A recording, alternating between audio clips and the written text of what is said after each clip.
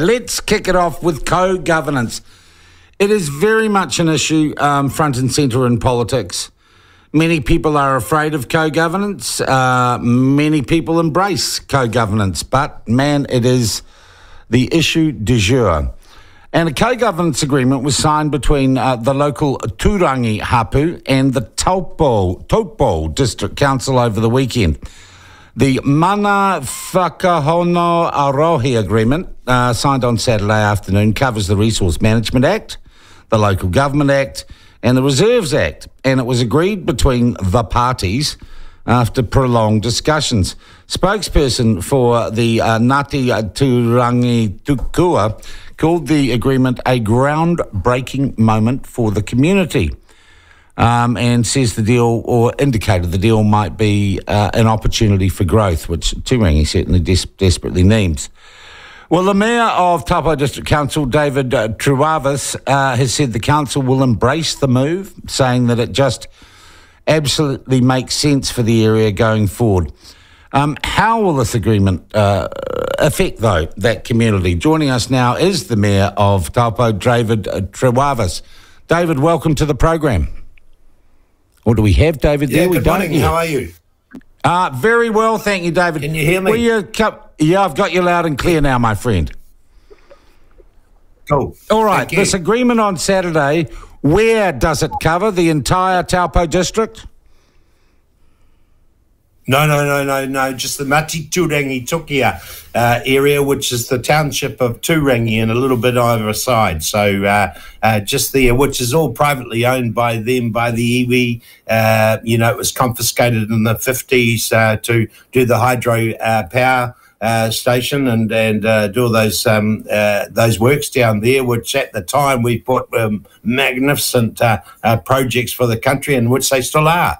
But it's just that the land basically came under the Public Works Act, and we've had this problem all the time where we don't own the land, but we've got our municipal buildings and wastewater plants and freshwater plants on them. So, it is. Look, I've always said,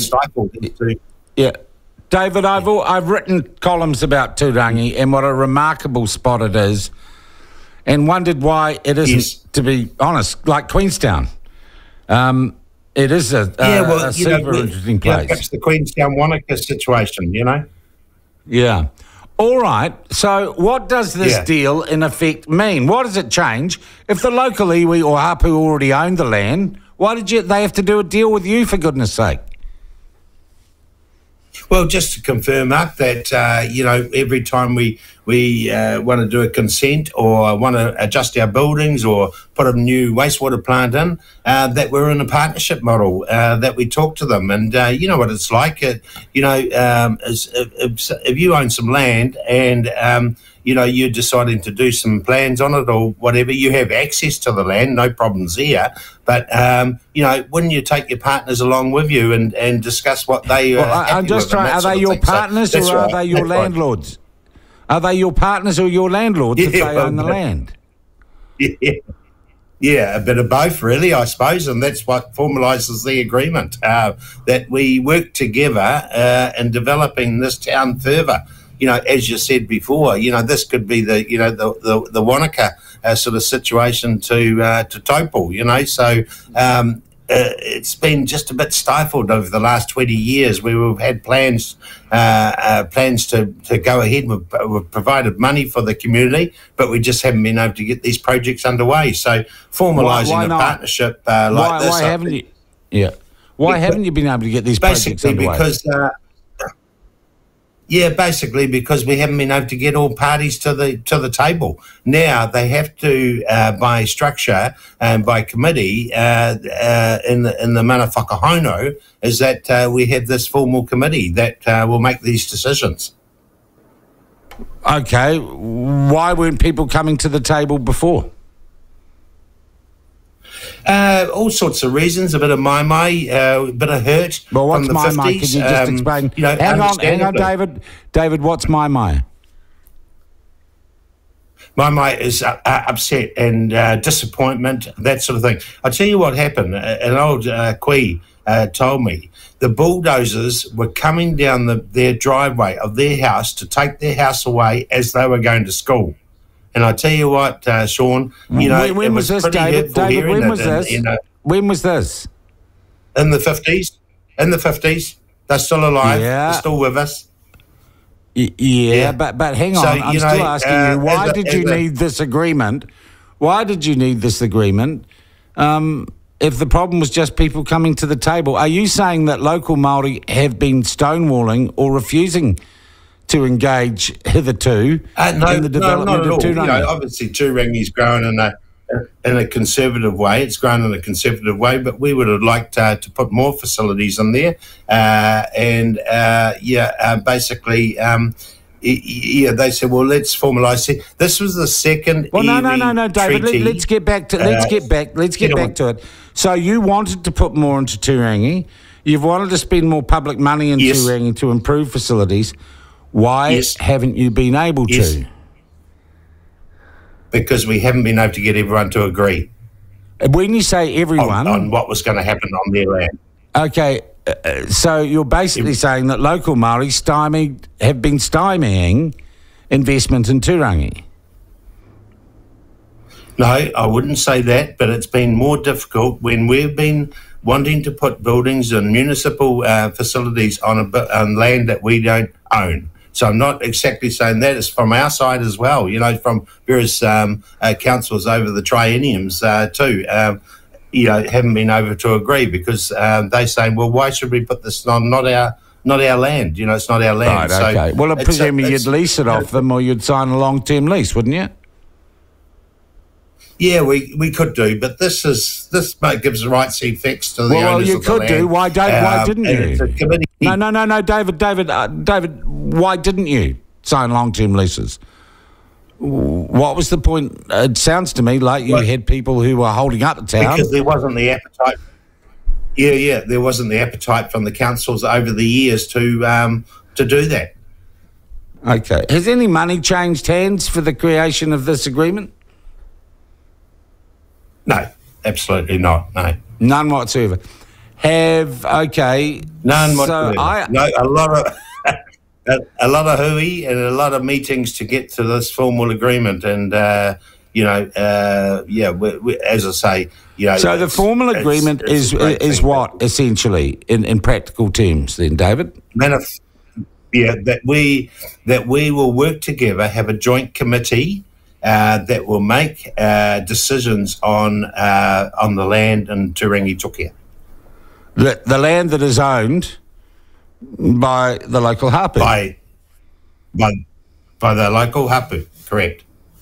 I just don't understand why the local hapu need to have a whole bunch of councillors to decide what they want to do with their land. Why don't they just negotiate with whoever wants to lease the land, and if that's the council, it is? Well, it's a joint. We've got wastewater plants, freshwater plants, all sorts of things. All owned, I imagine. Why would you not have an agreement? Well, you wouldn't. You would. You'd just have a lease. But all those assets you're talking about are owned by the ratepayers, right? The assets are, yes. Yeah, correct. Yes, okay. And the ratepayers own them, and you can own them because you rate your ratepayers, okay, and your electors.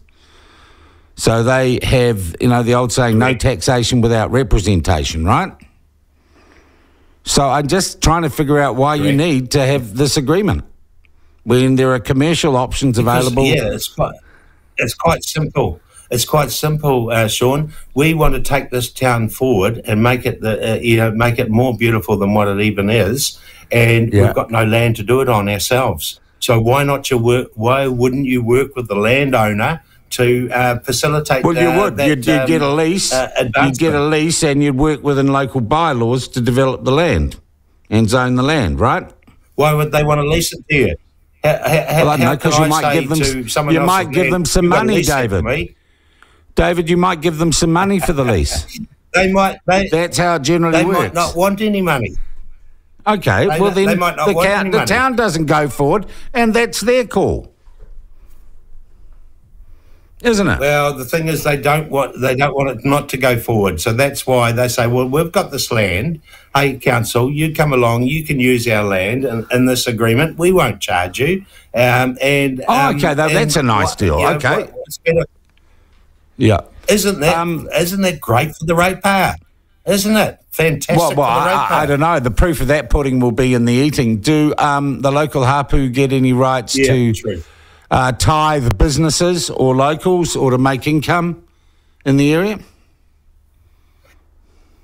No. It's just an agreement that there'll be various conservation schemes and that sort of thing where the locals can work on all that sort of thing. It's a wonderful, wonderful agreement. Actually, been worked up over 20 years. It just sounds to me like you set up a committee. It just that you set up a bit of a committee to talk about how you can get some land being more useful. It doesn't seem to me to be anything more significant than that. What's wrong with that? What's wrong with that? Nothing. That's Nothing exactly at all. why, that's why communities need to go forward, because they want new facilities and all that sort of thing. But when it's someone else's land, it's a bit more difficult. All right, I would agree. Okay, so you would not see this as a co-governance arrangement then? Well, I see it a bit more in the actual committee structure. Yes, it is. It's half and half. But I see it, actually advancement. A lot of your mates at the pub say, Murray Lane, won't get developed and all that sort of thing. Well, here's an opportunity, Sean, to take it forward and get some of this land developed. Why not? Because I look at the area, you look at Takano and places, it's gone backwards in the last 20 years quite severely, hasn't it? Yes, it has, yeah. And as a mayor, that's pretty hard to watch. And,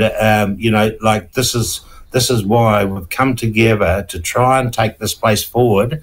It's a pretty unique situation, Sean. Where else in the country where municipal buildings and wastewater plant, all that operate on someone else's land?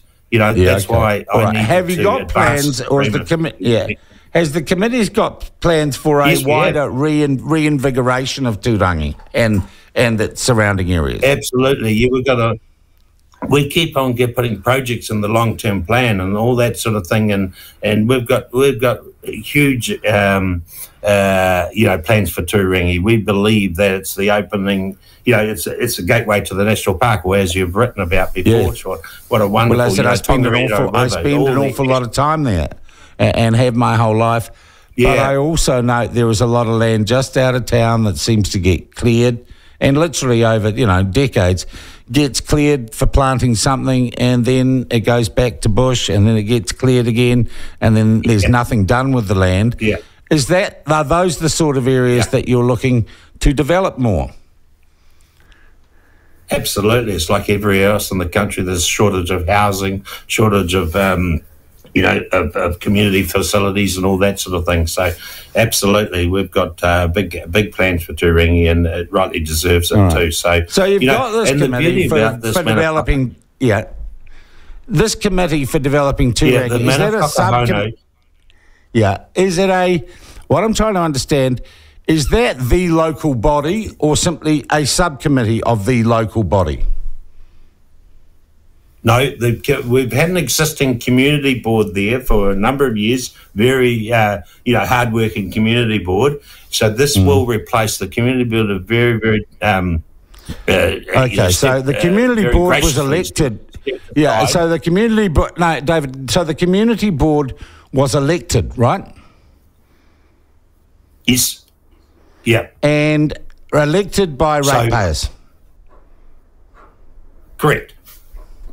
And the community board elected by ratepayers has been replaced by this committee, which is half elected by ratepayers, and the other half of people on that committee are people who own some land in the area that you got council buildings on. So they're not elected. They're not democratically elected, right? They own some land. They don't own some land. So basically, half of the community board is now unelected.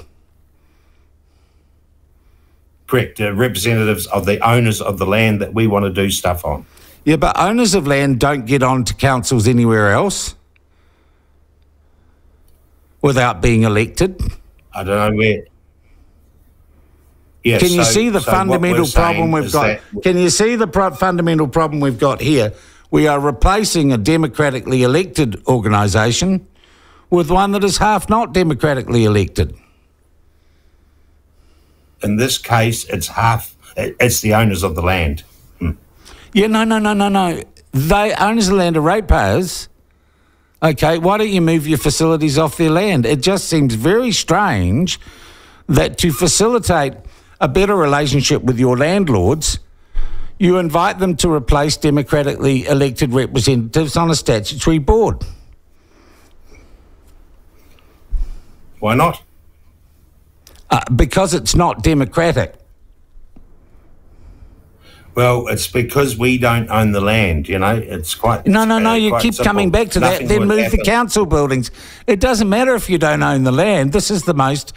If that's all you come back to, David, do you see the fundamental problem in having democratic bodies that are not democratically elected? Does that not concern you? No, I think it's horses for courses. Where it suits and where democracy suits, makes sense. Where it makes sense, where we, I keep on explaining myself, but and I think we'll agree the problem to disagree. Is you're not, David, because all I'm hearing is we've replaced half a community board with an unelected bunch of people. Correct. Who just happen to own all the land that we want to do stuff on. Would you not say that was fair? Then you would negotiate as a council, as an elected council, as representing people. You negotiate with the people who own the land. But it doesn't mean you have to replace and damage democracy. I'm just suggesting you go and talk to these people, and rather than signing some strange deal where they take over half a community board, if they're the owners of the land, you do a commercial and you come to arrangements with them. But you don't have to throw out half the elected members of a community board and replace them with unelected people. Well, that's what we've decided to do.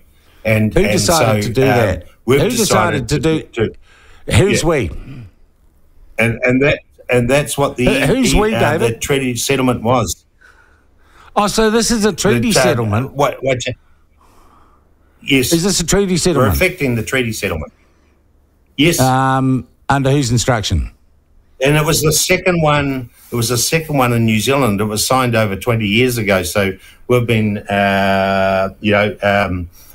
probably playing around with this for quite some time. The treaty settlements or recommendations of the Waitangi Tribunal are not binding. Yeah, well, we've decided to work with the owners of the land. And when you say we, who is we, David? Who is we? Council, Taupo District, and a unanimous decision by the Taupo District Council to do it. Council, did you take it to the people of Taupo? When I say unanimous, I think one abstained. What's that, sorry? Did you take it to the people of Taupo? Did you take it to the people who elected you? No. We're elected by the people of the Taupo district to make these decisions. And I tell you what, Sean, people are very happy because they believe that Turangi is just so underperformed for many, many years. And here's our opportunity, as you've said in your opening lines, here's our opportunity to take this place forward. So watch and see. I hope it does. I am curious as to why you've had to do it through in the way you have. I don't think it's entirely democratic, but I do literally love Turangi and spend much time there. And I hope, actually, I'll be honest, David, I'm now regretting doing this interview because the great thing about Turangi is you don't tell people about it. That's how it stays nice and quiet and a good place to go fishing. I thank you very much indeed for your time, David. And I do honestly wish you the best of luck with the project. Let's see how co-governance works in Turangi, and I thank you for your time. That is the Mayor of the Taupo District Council, David Trewavas.